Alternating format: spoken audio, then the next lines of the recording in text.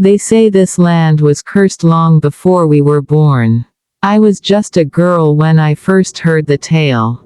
Now, I am an old woman with a spine curved like a hook, telling it to you, little ones, as the rain taps against the roof and the wind curls through the trees like a whisper. But this story, it's not about me. It's about a boy named Elias Thorne. A quiet child born into a family soaked in grief and secrets. He was the last of the Thorne bloodline, a name that once stood proud but now only brought dread in the mouths of villagers. His family owned the big house past the ridge, near the woods no one dared enter. The Thorne house, it was tall, cracked, and leaned like it had been punched by time. No one had stepped inside for years. Not after the fire that took Elias's mother. Not after his father went mad and vanished into the woods, never to return. When Elias turned 17, he came back to the house. Alone. No explanation. He had no warmth in his face, no fire in his voice. Just cold eyes and heavy footsteps. The villagers whispered. They said he shouldn't have come back. That the land had already claimed his blood. That the Thorne curse would now finish what it started. Elias didn't believe in curses.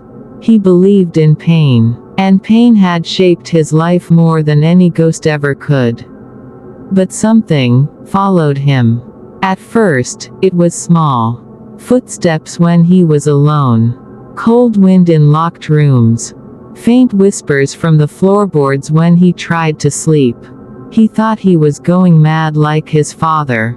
But it was more than that. One night, he found the old family Bible buried under rubble in the attic. Its pages were soaked in wax and ash.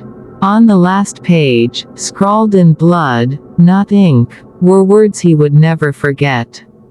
The God of mercy turned his face away from us. We are left to the dark. After that, things changed. Elias began dreaming of a woman with no eyes, her mouth stitched shut, standing at the foot of his bed. Every night, she came closer. Every night, she opened her mouth a little more, until one night, she screamed, and the windows shattered. That night, he woke up in the garden with dirt in his mouth and scratches down his back. He started locking the doors. Then the walls began to bleed. The house itself was alive, angry, breathing, and hungry. He tried to leave, packed a bag, opened the front door, and found nothing but forest.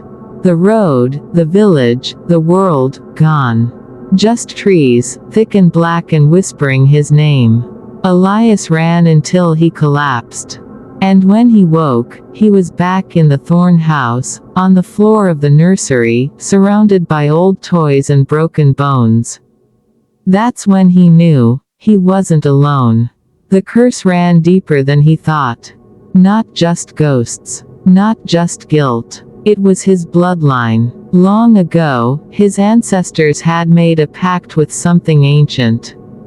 Not a demon. Not a god. Something in between. Something nameless. They wanted wealth, power, control over the land. And they got it. But when their time came to repay the debt, they refused.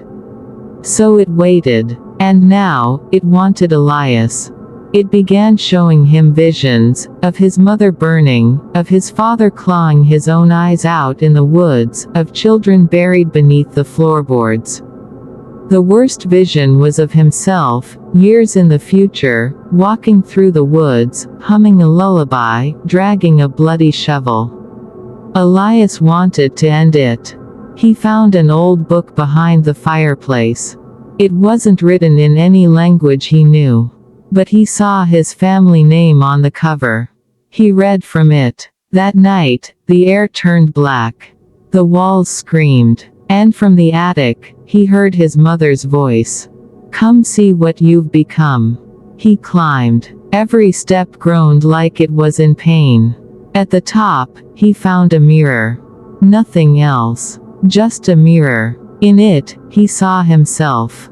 But older. Hollow. Covered in ash. Smiling like a man who had forgotten how to cry. Then the mirror cracked, and something stepped out.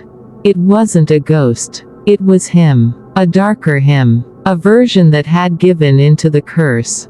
They fought, not with fists, but with memory.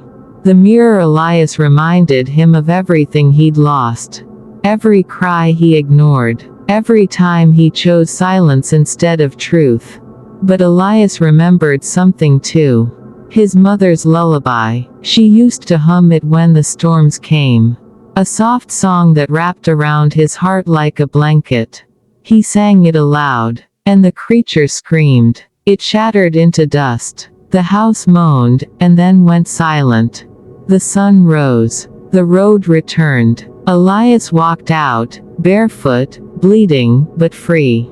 He left the thorn house behind and never looked back.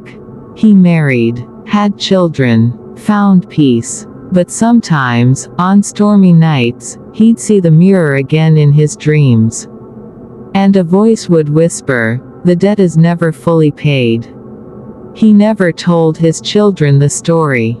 But I was there. I was his daughter. I remember the silence in his eyes. The way he flinched at lullabies. And now I tell it to you.